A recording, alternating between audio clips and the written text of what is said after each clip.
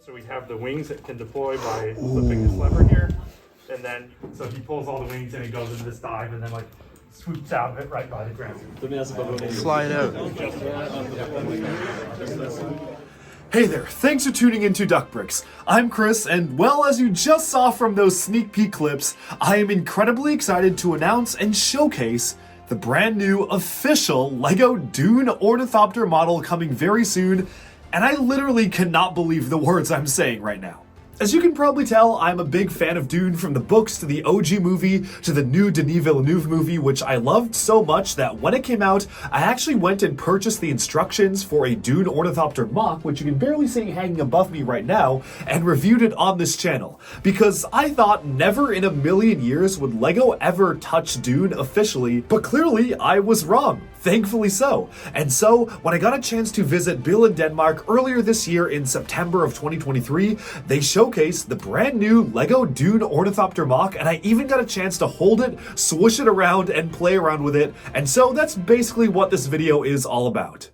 But first, let's hear from LEGO designer Mike Siaki as he introduced the model to all of us. You can see our initial reaction to seeing it for the very first time. Again, this was before any images had leaked. There were whispers and rumors of a Dune set, but we had no idea what we were about to see. So let's watch that moment right now before we get into some of the more nitty-gritty details of the actual build.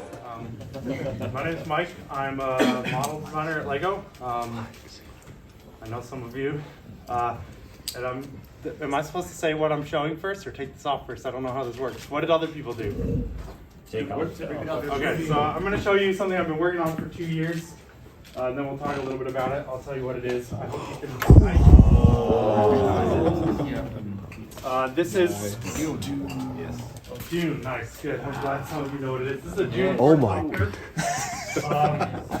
Not based on the original 1984 movie. I'm sorry for those of you that were excited for that. This is based on the 2021, what we see in the 2021 movie, which we're very much looking forward to the sequel that's coming out in a few months' time. Okay, we've been working really closely with the studio to develop this model. I'm just going to show you a little bit of what we've included here. So we have a cast of characters. I would rather you guys try to name them than me because I think that's way more fun. And hopefully we did a good job. Does anyone know who this is? If you can look closely. Dr. Kynes. We have Duke Leto Atreides, Lady Jessica, Paul Atreides, Gurney Halleck, Chani, and then Duncan Idaho. And then this was our original cast of characters, and the whole time we were developing the model, we just kept talking about wouldn't it be so cool to include the Baron. So of course we've also included the Baron Harkonnen. He probably doesn't need to be with an ornithopter, but you really need the Baron when you start talking about Dune. So I think it's a great cast of characters, but then we also have this model. This is a little bit different than anything I've worked on before. It's very high on the functionality. We actually started making this model working on the functions. Right after we saw the movie for the first time, a group of other designers and I, back in September of 2020, we were like, I wonder if we could make one of those ornithopters in LEGO bricks. That's actually my favorite part of the whole Dune universe, is the ornithopters. And I remember reading the book just wondering, what do these things look like? And the way that they were executed in the movie, I just think is incredible. So we were trying to be as faithful to what we saw in the movie as we could. So we have the wings that can deploy by flipping this lever here.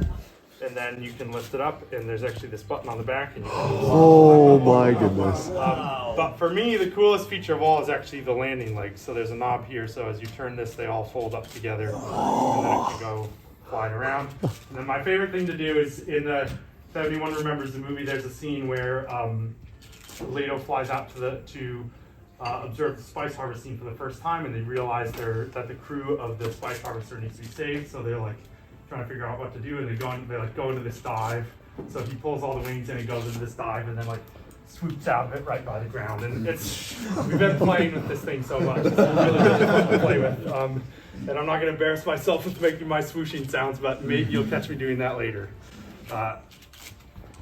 So then, because the function kind of takes up so much of the interior, we haven't been able to recreate the entire interior of the vehicle, but you can open up the front cockpit on either side, and then we have this little tray that you can take out here, and then you can take just 2 characters and put them in. So the scale of the model is like roughly 1 to 35, I would say, something like that. It's a little bit hard to say because in the when for the movie they made real life props that they would use for shooting, but then all of the wings are added digitally and even sections of the tail are added digitally. So what is real and what is digital in the movie is very hard to discern where that split happens. And so we're kind of basing our model both on the physical props that they built for the movie, but then also on a lot of digital reference that they gave us. So 135 is not like, don't write that in stone or anything, but it's pretty close, and I think it looks pretty good with minifigures in it. So we also, for this model, we developed 2 new elements. So this new blade piece, this was the driving force, not driving force, but like the thing that drove the whole size of the model. We were originally just playing around with like, okay, let's make this ornithopter, and I said, I'm gonna need a really big wing, and I asked our engineers, like, how big of a wing can you make? And they said, how big of a wing do you want? So I said 40 modules, and they said, okay, they can do that, which then I felt like I should have asked for bigger, but in the end, 40 modules is a super challenging wing to make. It's a little bit different than the wings that you see in the rotor blades that you see in a Technic helicopter. So this is just a single molded material because we want it to be super light. Because this function is like taking so much energy, so much force, and we didn't want it to be too crazy. So yeah, it's a slightly different design, and I know it probably looks very similar, but so that's about 8 modules longer than what you see on the big Technic helicopters. Nice. And then we also developed a new cockpit piece here for the front. We spent a lot of time trying to figure out, the front is kind of like the face of the ornithopter. If you imagine it's based on a dragonfly, then this is like the head, and we thought we really want to get all the details in this section right.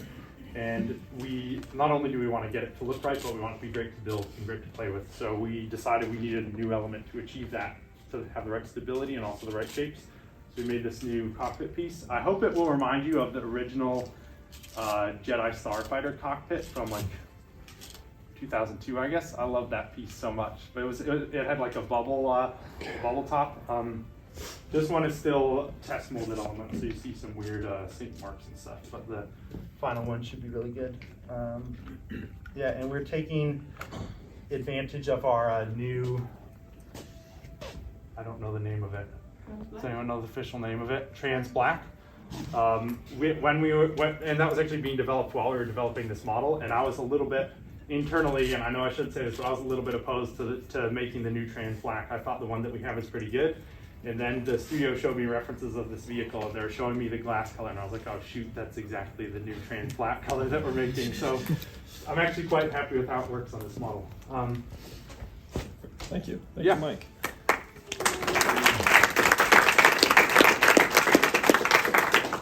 Even if we say that we're making Lego models for adults, they should still be toys. Like we want, I don't know about you guys, but like I want to pretend like I'm an adult, but sometimes I still like to play with my Lego models. So yeah, we thought like it's part of what makes the Ornithopter so cool is its functionality and its ability to fly and transform and all this stuff. So if we can't get all that, then we don't really have as a compelling of a product.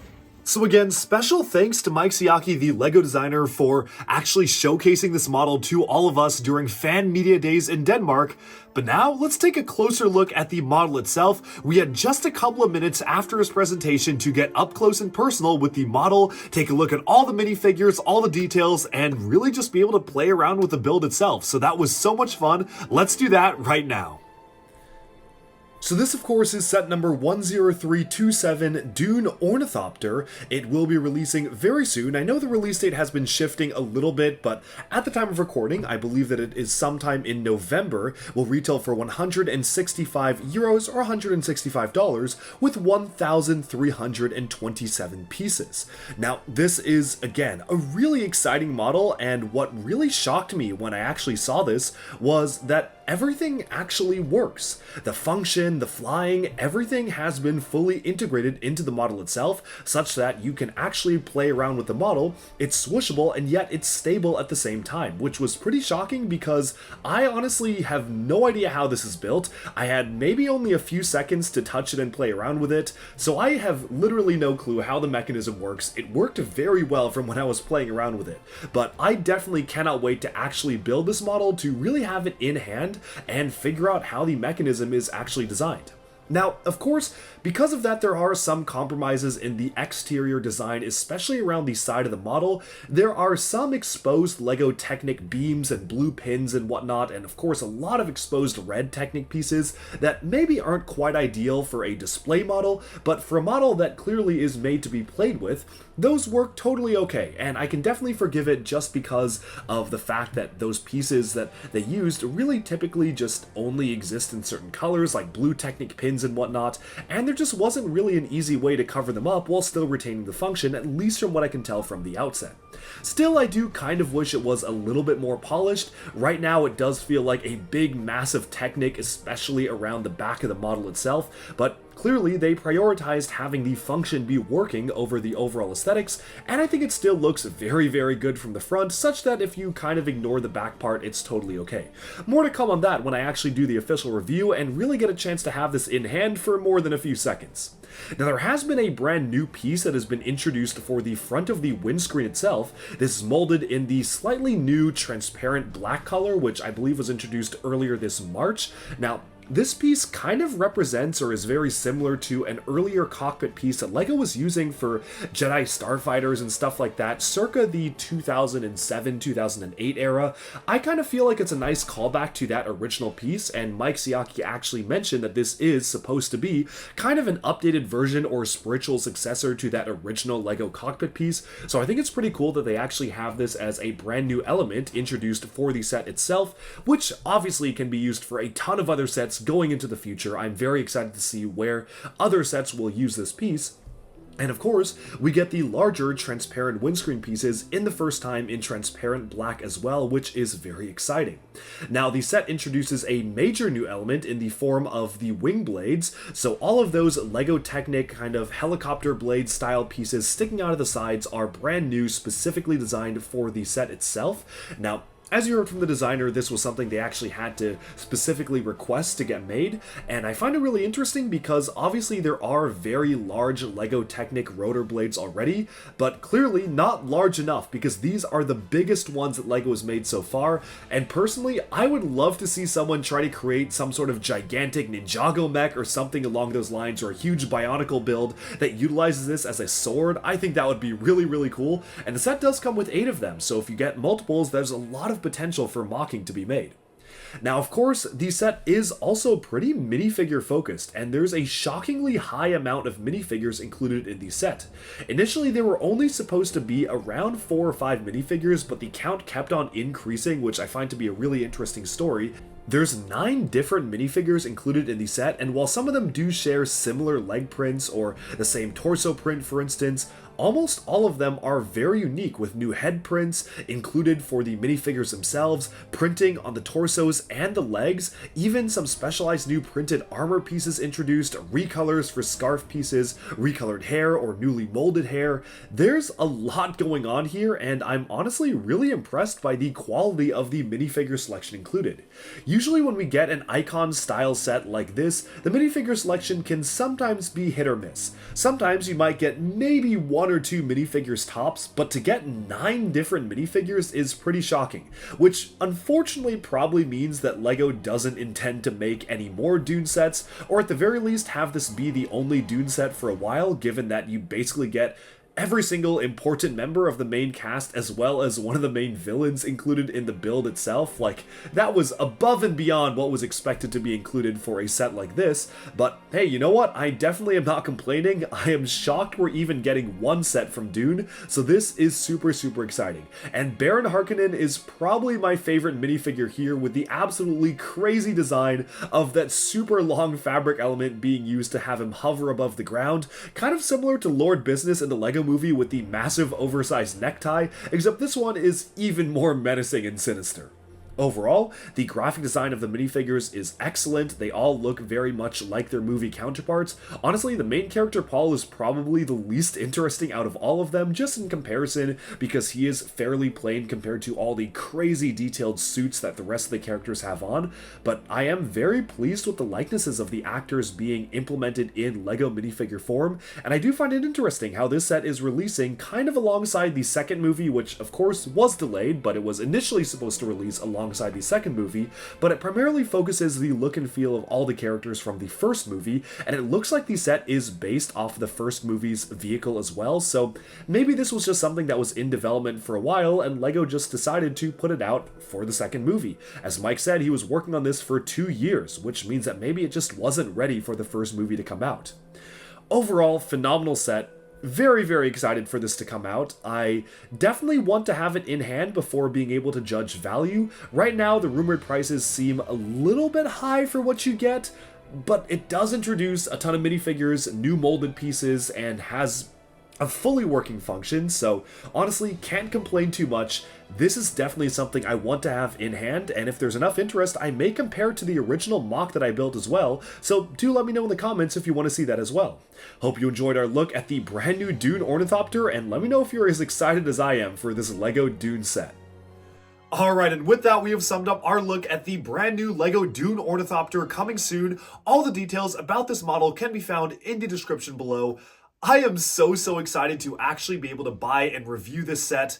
Again, love Dune, so excited for part 2, and it is crazy and wild to me that LEGO is actually making an official Dune set, but I guess we've gotten stranger licenses before, so I guess this is no different than some of the weirder LEGO things we've gotten, but to see a full-on large-scale product that really does have that flying function be integrated as an official LEGO set is such a joy. And again, really thankful to LEGO and the LEGO Ambassador Network for giving me a chance to play around with it a little bit earlier and showcase it for all of you.